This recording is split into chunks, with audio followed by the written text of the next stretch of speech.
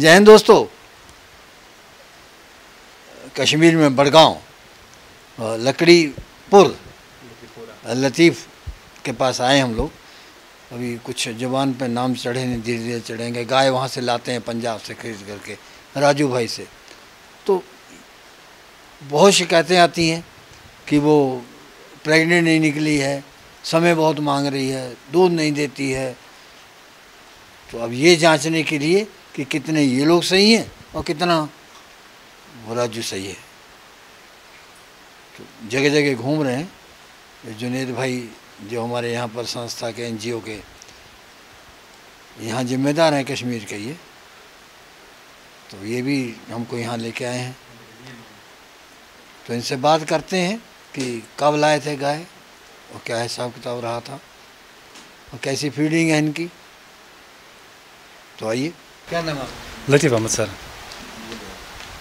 लतीफ़ अहमद। कितना पढ़े हैं सर? ग्रेजुएशन किया है। ग्रेजुएशन? हाँ, ग्रेजुएशन। इस काम में कब से? इस काम में हो गया हमें 5 महीने। 5 महीने। राजू के पास गए? हाँ, राजू भाई के पास गए। फंस गए जहाँ? नहीं, फंस नहीं गई। जुनैद भाई से था हमारे। जुनैद साथ में था? हाँ, जुनैद साहब के जरिए। तो इसका थोड़ा डर रहता है। हाँ, फिर तो मुलाकात हो गई राजू भाई से। ये हमारे NGO के प्रधान हैं यहाँ के। हाँ, ऐसा ही मानो। एग्जीक्यूटिव उसके कमेटी के मेंबर जुनैद भाई। हम लोग 20-21 लोग हैं जो संस्था को NGO को चलाते हैं। सही बात है।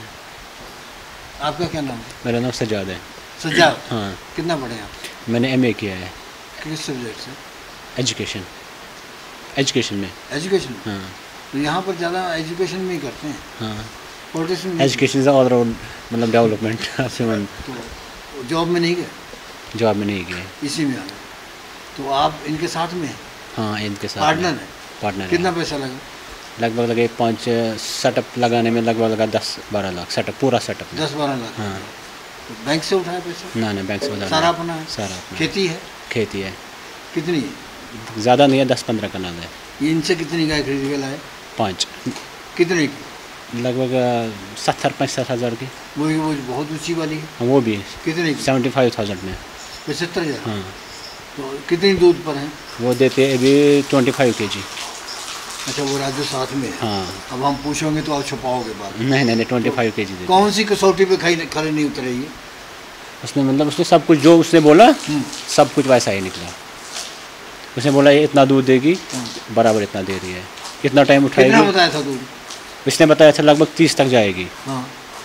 इसने 25 दे रही है। 30, हाँ, दे रही है, 25 दे रही है। तो क्या देते हो फीड में?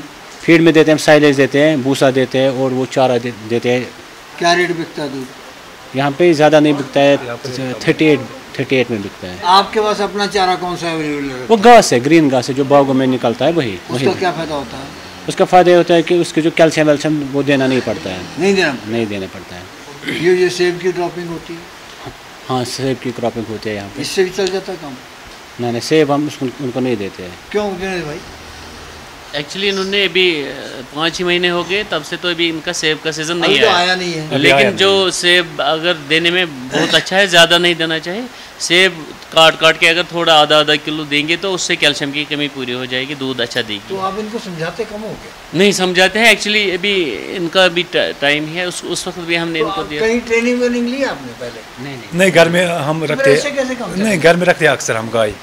जुनैद वैसे हम फोन पे कॉल करते हैं और अभी हमें बोलते हैं, हमें ये पता है। तो इस पैसे पहले दिए बाद में दिए राजू को? नहीं, पहले तो दिया, माल दिखाया, माल हमने देखा, फिर जब सब पहुंच गए ठिकाने पे उसके फिर हमने किया। हम सुबह जब 5 बजे उठते हैं ना। हाँ। ये तो खैर अभी इस लाइन में नहीं है, शुरू हो जाएगा अभी जल्दी। शिकायत सुबह 5 बजे आती है कि हम वहाँ से गाय ले गए थे तो जो है वो नहीं हो गया, लूट लिया। नहीं, ऐसा मसला आप इनकी वीडियो बंद कर दो। ये नहीं, पहले तो राजू भाई ने हमें दिखाया माल कैसा है, जो आपको पसंद आएगा। हम तो तकरीबन घूमे 2-4 जगह, तकरीबन 100 किलोमीटर। और फिर जब हमने माल देखा तो हमने राजू भाई से कहा, इसने सारा माल एक अपने घर में जमा कराया और फिर हम जब ने गाड़ी में भरा तो हमने पैसे दे दिए राजू भाई। क्या रेट जाता है दूध? किसका? आपका? यहाँ से यहाँ मतलब दूध क्या भाव बेचते हैं? दूध देते हैं यहाँ तो लेते हैं अलग अलग रेट। कोई लेता है 35 होता है यहाँ अक्सर। हाँ। मतलब जो यहाँ आता है वो देता है 35। अगर हम खुद मार्केट में बेचेंगे तो हो जाता है 45। हाँ 45 50 तक। कंपनी को नहीं देते? नहीं, कंपनी तो अक्सर देता है, कम रेट देता है, 31 रुपये। हाँ। लेकिन दूर के ढोल सुहाव ने हमने सुना कि कश्मीर में रेट जो है 50 रुपये तक है, यहाँ के पता चला कि यहाँ भी वही हाल है। तो गेहूँ का भूसा 20 रुपये तक पहुँच गया है, साइलेज 16 रुपये तक है, और फीड जो है 34-35 रुपये है। अब सरकार को ये चाहिए कि अगर इन लोगों को इस तरफ लाना है, यूथ को रोज़गार देना है, बाहर जाने से रोकना है, अपने संस्कार को बनाए रखना है, तो सहूलतें तो देनी पड़ेंगी, लेकिन सोचना होगा गंभीरता से। समस्या ये है कि आप देखेंगे कि जो मिल्क है, मिल्क का उतना रेट नहीं मिलता है। अब इनको 38 कैसे मिलता है, लेकिन अक्सर अगर देखेंगे 32 से ऊपर किसी को मिलता ही नहीं। आप देखिए 35 रुपीज़ ये जाती है फीड केजी से। आपने कहा ये तोड़ी, वो भी आज 20 रुपीज़ पर केजी है। साइलेज वो भी 18 रुपीज़ तक पहुंच गए यहाँ पे। तो ये पूरा अगर कुल मिला के देखें तो ये जो फार्मर है घाटे में है। अब गवर्नमेंट ने देखिए सब्सिडी दे दी, इनको सभी यूथ्स को लगा दिया इसमें आप फार्म खोलो। उन्होंने हमें पेड़ पे चढ़ाया, अब कह रहे हैं खुद उतरो। उतरना हमें आता है नहीं, सीढ़ी उन्होंने हटा दी है।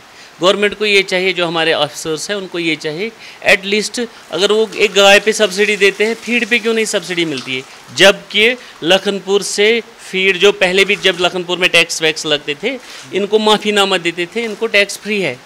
फीड में कोई टैक्स नहीं लगता है स्टेट का। अगर फीड टैक्स फ्री कर दी इन्होंने, गवर्नमेंट को चाहिए था, यह जो एनिमल हस्बेंड्री डिपार्टमेंट को चाहिए था, अगर वो अपना एक आउटलेट रखें, सेलिंग यूनिट या किसी जैसे कोऑपरेटिव टाइप है, वो कोई वहाँ पे फीड रखे, हमें दे सब्सिडी पे, इन फार्मर्स को दे फीड, ताकि इनको कुछ तो इनको फ़ायदा मिले। वरना मैंने अक्सर देखे हैं कि मैक्सिमम फार्म यहाँ बंद होने पे आए हैं, इसीलिए क्योंकि उनका मटेरियल महंगा है, आउटपुट कुछ नहीं दे रही।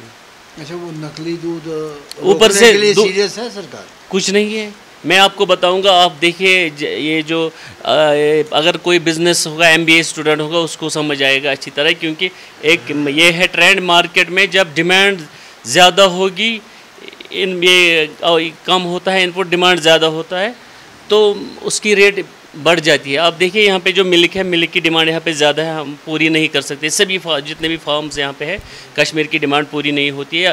दूध यहाँ इंपोर्ट होता है पंजाब से। तो इसका मतलब क्या था कि यहाँ का जो दूध था, इसको रेट बढ़नी थी, लेकिन ये रेट दिन ब दिन कम हो जाती है। और इसका मेन मकसद ये है कि क्यों कम हो जाती है रेट, इसका मेन वजह ये है कि एडल्ट्रेशन। यहाँ लोग पाउडर करते हैं, पाउडर इस्तेमाल। ये जो दूध बेचने वाले हैं, गवाले, हम जो दूध बेच रहे हैं आगे मार्केट में, वो क्या करते हैं, उन्होंने एक वॉशिंग मशीन लाई है, उसी में पाउडर डालते हैं, पानी डालते हैं और वॉशिंग मशीन से दूध निकालते हैं। हज़ारों टन दूध सुबह जाता है श्रीनगर, गाँव से श्रीनगर जाता है दूध, और वो दूध सारा एडल्ट्रेट होता है। अगर गवर्नमेंट इस पर थोड़ा चेक्स एंड बैलेंसेस रखती, और ये जाहिर सी बात है कि उनकी नज़र में ये है, जब मुझे पता है, मैं यहाँ का हूँ, वो भी यहाँ के हैं, वो तो आसमान से फरिश्ते नहीं आए हैं, उनको भी पता है कि एडल्ट्रेशन हो रही है, but they are not checking. ऐसा लगता है कि जो इनकी, क्योंकि उन बेचने वालों की भी एक यूनियन यहाँ पे है, मुझे लगता है शायद वो यूनियन से हफ्ता ले रहे हैं, यही वजह है कि वो इसमें चेक्स एंड बैलेंसेस नहीं है। सेब की है आपके पास? सेब आगे तो हाँ, सेब है, सेब है। तो पुराने ट्रेडिशन पे चले, नए पे आ गए? नए ट्रेडिशन नए आ गए। तो कैसा लगता है, क्या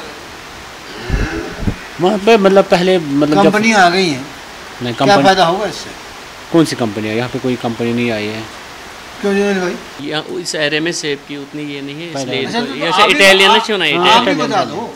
ये आज कंपनी आई है, उसका क्या फ़ायदा होगा? कंपनी से फ़ायदा तो अभी यही है कि उन्होंने ये दिए कि ज़मीन, मतलब टाइम कंज्यूमिंग वो कम है, लेकिन एक चीज़ उनको करना था, उनको हमें मार्केट भी देना था। अगर उन्होंने भी हमें एश्योरेंस दी, हम आपको ये दे रहे हैं, पेड़ दे रहे हैं, वो कमा रहे हैं, आपके लिए थोड़ा कर रहे हैं, वो तो अपने लिए वही मैं कह रहा हूँ, वो अपने लिए कर रहे हैं। गवर्नमेंट भी सब्सिडी दे रही है उनको, वो सब्सिडी सारी उनको मिलती है, किसान को तो नहीं मिलता है, किसान को पेड़ मिल गया। अब किसान को अगर ये चीज़ मैंने दी, इसको अब मार्केट एश्योरेंस होनी चाहिए। मार्केट में कोई एश्योरेंस ही नहीं। अगर ऐसी कोई कंपनी इन पर जिम्मेदारी आयद कर दी कि मान लो आपने इतना कुछ सारी सब्सिडी जो स्टेट की अरबों में है, वो इन कंपनी वालों ने ले ली, अब इन पे एक जिम्मेदारी आयद कर दी, नहीं जी ये जो मार्केट का ये जो प्रोडक्ट है इनका ये भी आप ही उठाए दे, उसमें भी तो उनको कमाना है, उनका घाटा भी नहीं होगा, हमारा फ़ायदा होगा। हमारी एक चीज़ आई किसान की एश्योरेंस मिलेगी कि आपको जी आपका माल कहीं ज़ाया होने वाला नहीं, इस पर ख़रीदार बैठा है। कल को ये क्या करेंगे, ये मेरे माल को पूछेंगे ही नहीं। पिछले साल ये हुआ है कि मैं बताऊंगा इस इटालियन में क्या हुआ पिछले साल एक हफ़्ता पूरा माल को इन्होंने पूछा नहीं, रेट डाउन हो गया, 30 रुपीज़ kg बेचना पड़ा इधर ही किसान को, जो कि 120 में उससे 2-3 दिन पहले बिका था, 90 में बिका था, वो 30 में बेचना पड़ा पूरा हफ्ता। वो अचानक एक हफ्ता बाद फिर रेट आ गई बराबर, लेकिन ये पता ही नहीं चला कि इस हफ्ता लोग पागल हो गए, उन्होंने ऐसे ही बेचना मुफ्त, आदू ने कहा आप मुफ्त में माल ले लो, लेकिन आप ले लो, ये कोई पता नहीं क्या चलता है। असल में किसान भूल जाता है, वो ये समझता है ना कि सरकार हमारे लिए कर रही है। सरकार सबसे पहले देखती है अपना बेनिफिट, दूसरे नंबर पे फिर जो कंपनियां थी उनको उन्होंने लाभ देना है, जिनके दम पे, और तीसरे नंबर पर किसान है। किसान बहुत ज़्यादा गरीब होगा तो थोड़ा सा सब्सिडी दे देंगे, थोड़ा सा वो रिलैक्स दे देंगे, माफ़ कर देंगे कर्जा, तो वोट पक्के।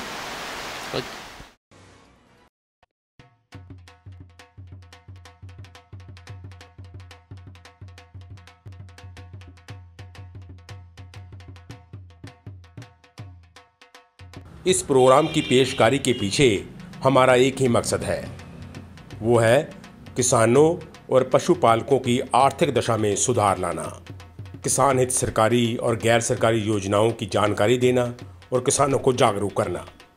हमारे किसान भाई और पशुपालक भाई किसी तरह की खाद्य सामग्री या पशुधन की अगर खरीद करते हैं, जब बिक्री करते हैं, तो उनको ये पूरी सावधानी पूर्वक करना चाहिए। किसी तरह की खरीद फरोख्त संबंधी या किसी प्रकार की विवाद से हमारा कोई संबंध नहीं है और ना ही हम किसी तरह की जिम्मेदारी लेते हैं। धन्यवाद।